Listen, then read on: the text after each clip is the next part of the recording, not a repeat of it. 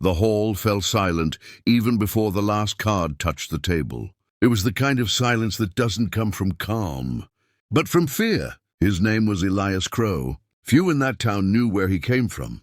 Everyone knew that no one ever beat him twice.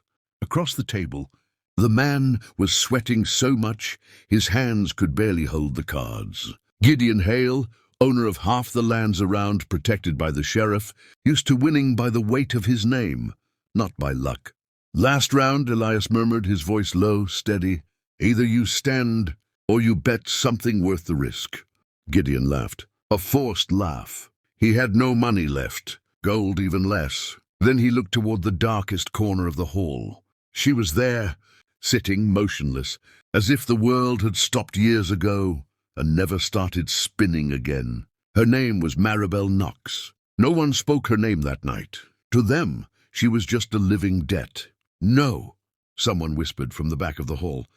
"Not even you are crazy enough for that." Gideon swallowed hard. "She goes with me," he said, trying to sound in control. "She always has." Ildias didn't look at Maribel. Not yet. "Put her on the table," he said, "or get out of the game." The sound of the chair scraping the floor echoed like a gunshot. Gideon pushed Maribel forward. She stumbled, didn't fall, not because she was strong, but because she had already learned not to fall. The cards were flipped, an ace. Then another. The hall erupted in whispers. Gideon went pale. Elias didn't smile. "The game is over," he said. "No," Gideon whispered. "This doesn't count." It never counted. Elias stood slowly. Now he looked at Maribel, and in that instant, she realized something no one in that town wanted to admit. She had been wagered, but that victory wasn't going to come free. Outside, a horse neighed. Footsteps approached the hall, and before anyone could breathe a sigh of relief, the door swung open. The saloon door swung open with enough force to silence even the bravest drunkards. The wind carried dust, cold, and something worse. 3 men entered. They didn't laugh. They didn't speak loudly, and none of them needed to announce who they were. Leading them was Silas Boone. Dark coat, narrow eyes. The kind of man who didn't carry a gun for vanity, but out of habit. The sheriff's badge gleamed on his chest. "Looks like I arrived too late," he said, looking straight at Elias Crow. "Or too early." The entire saloon held its breath. Elias didn't move. "The game is over," he replied. "Tables cleared." Silas smirked sideways. "Games like this never end. They just change location." His eyes slid to Maribel. She felt her body freeze. No need to look, she already knew. That man knew her. "Gideon," the sheriff called. "You forgot to mention you were betting." "Something sensitive." Gideon stepped forward, voice trembling.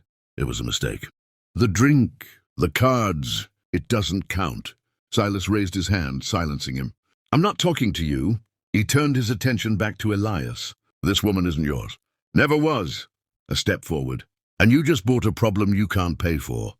Elias stood slowly. "I won at the table, in front of witnesses." "Witnesses bought?" Silas replied. "Or too scared to remember tomorrow." The air grew heavy, dense. Maribel felt something different then. Not fear. Not anymore. She stepped forward. "I'm going with him," she said, voice low but firm. The entire saloon turned to her. Silas raised an eyebrow. "You don't get to choose." "Today I choose," Maribel replied. Or at least I try." For a second, no one said a word. Then Silas laughed.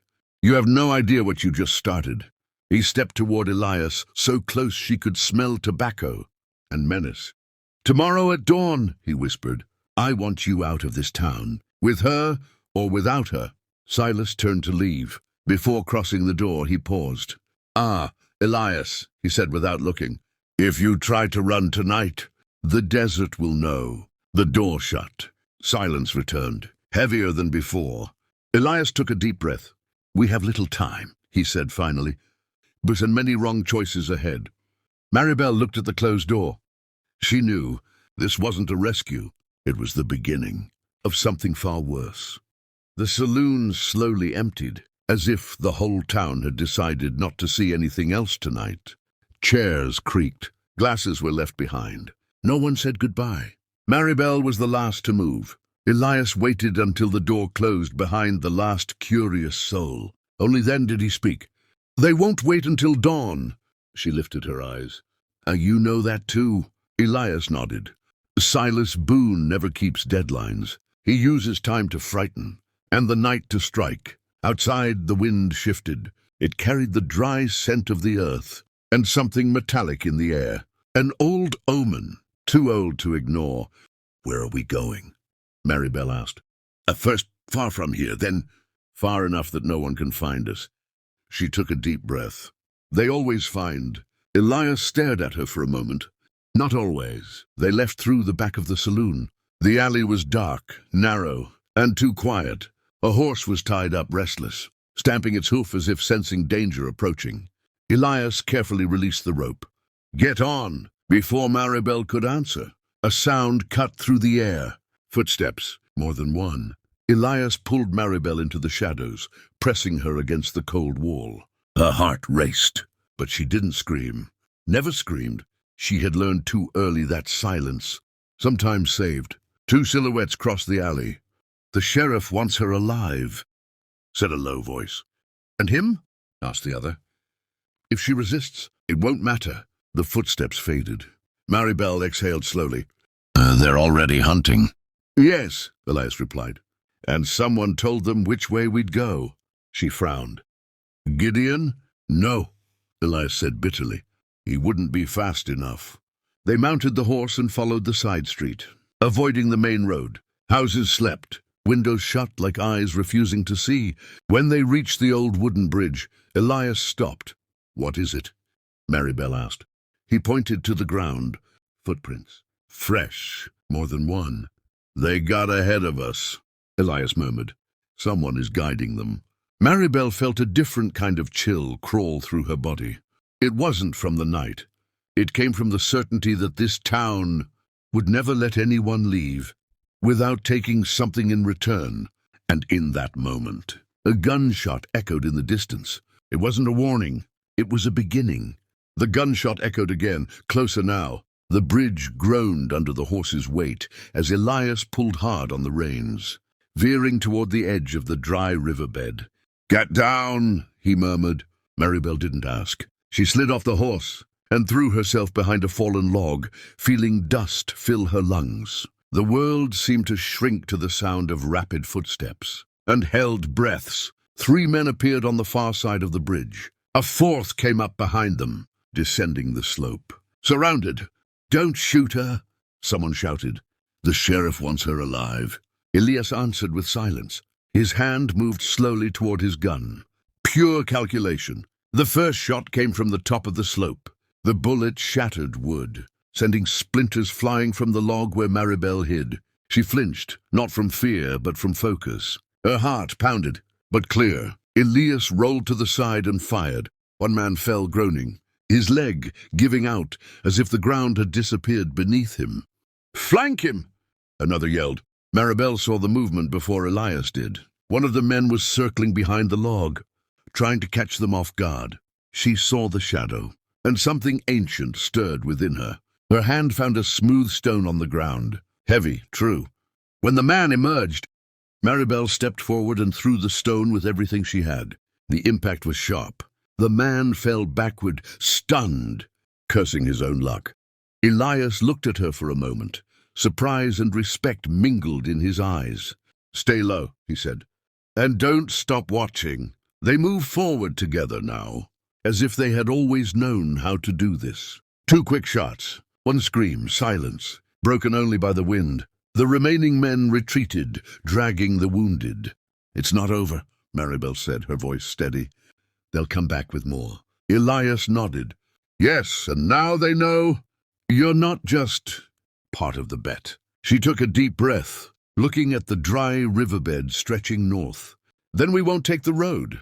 "No," Elias agreed.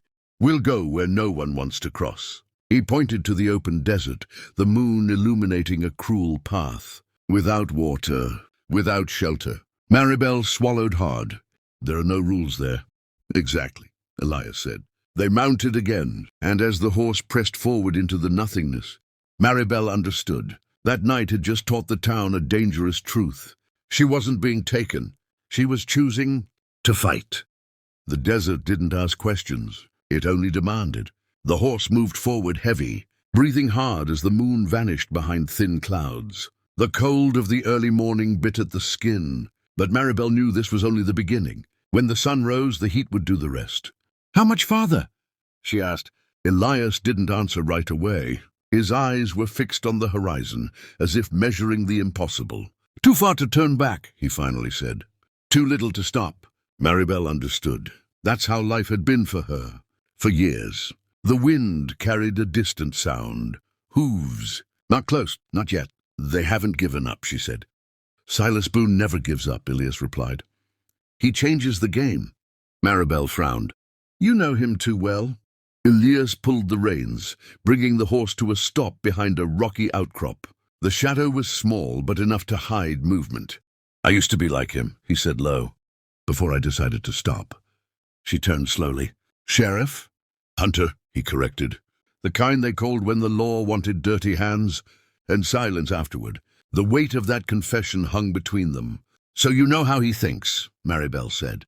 "I do," Elias replied. "And I know that when dawn comes, he won't want you alive anymore." The sound of hooves grew clearer now. More than one horse. "Faster!" Maribel felt her throat go dry. "What do we do?" Elias dismounted. He opened a small bag tied to the saddle and pulled out something wrapped in thick cloth. A sheriff's star, all scratched. "This," he said, "is what keeps me alive, or kills me today." Before she could ask, a scream echoed in the distance. "There you are, Crow!" Silas Boone's voice cut through the desert like a blade. "Last chance," he shouted. "Hand over the woman, and maybe you'll see another sunrise." Elias clenched his hand over the star. Maribel stepped forward. "No," she said. "No more running." The sun began to rise on the horizon, painting the sky red. And in that instant, Elias knew the next decision would have no turning back. The sun broke over the horizon like an open wound. Its light revealed what the night had hidden.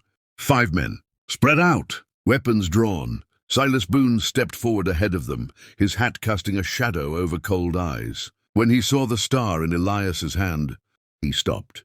"I knew it," he said with a slow smile. "I knew you weren't dead." The men behind him exchanged glances. "Elias Crow," Silas continued, "the man who cleaned out entire towns, and then slept as if nothing had happened." Maribel felt the weight of those words. "He's lying," she said. "No," Elias replied, never taking his eyes off Silas. "He's just telling it his way." Silas spread his arms. "You should have stayed buried in the past, but instead, you chose to buy trouble at a card table." "I won," Elias said. "Like I always do," Silas laughed. "No, you stole." The smile vanished. "And now, you're going to pay." He made a sharp gesture. The first shot came from the right. Elias pulled Maribel down instantly. The bullet tore through the air where her face had been seconds before. "Stay behind me," he shouted. Maribel rolled to the side, her heart racing, her mind strangely calm. She saw one of the men moving along the flank, trying to close the circle. "Left," she shouted. Elias fired without looking. The man fell. Silas stepped back, irritated. "Kill them!" The desert exploded with sound. Dust. Shouts. Metal. Maribel crawled toward a larger rock. On the ground, she found a gun one of the men had dropped. Her hands shook for a second, then steadied. She stood, aimed, fired. The man dropped to his knees, too shocked to scream. Silas stared at her, not with contempt, with calculation. "She learns fast," he said. Maybe too fast. Elias ran out of ammunition at the worst possible moment. Silas advanced, gun raised. "It's over, Crow." Maribel stepped in front of Elias without thinking. "No," she said. "Not now." For a second, everything went silent. Silas smiled, then died together, and pulled the trigger. The shot echoed, sharp and dry. But it wasn't Silas who fired. A bullet from behind tore through the air and ripped the hat off the sheriff's head, throwing it into the sand several yards away. Silas staggered sideways, cursing, his hand flying instinctively to his wounded shoulder. "Who the hell?" he shouted. From the top of the hill, a silhouette appeared against the rising sun. A lean man, graying beard, a rifle resting calmly on his shoulder. The kind of calm only someone who has killed too much can carry. "That bullet," the rough voice said, "wasn't meant to kill you." Silas narrowed his eyes. "Rowan Pike." Some of his men stepped back at the sound of the name. "I thought you were dead," Silas growled. Rowan took a few steps down, unhurried. "So did I, until I realized I still owed you one." Maribel felt Elias tense behind her. "Leave," Elias murmured. "This isn't your war." Rowan looked at him. "That's what I said the last time you saved my life." Silas spat on the ground. "This is between me and Crow." "No," Rowan replied, cold. "This is between you and everyone you buried to rule this land." Silas's men began to exchange glances. One lowered his gun. Another took a step back. "You have a choice," Rowan said loudly. "Keep following a man who kills his own allies, or walk away alive." The silence grew heavy. A horse whinnied, then another. Two men backed away. A third dropped his weapon into the sand. Silas spun, furious. "Cowards!" He turned his gaze to Maribel. "This isn't over. You still belong to this town." Maribel stepped forward. "I never belonged." Rowan raised the rifle again. "Last chance, Silas." The sheriff took a deep breath, his eyes burning with hatred. "You think you've won?" He mounted his horse with difficulty.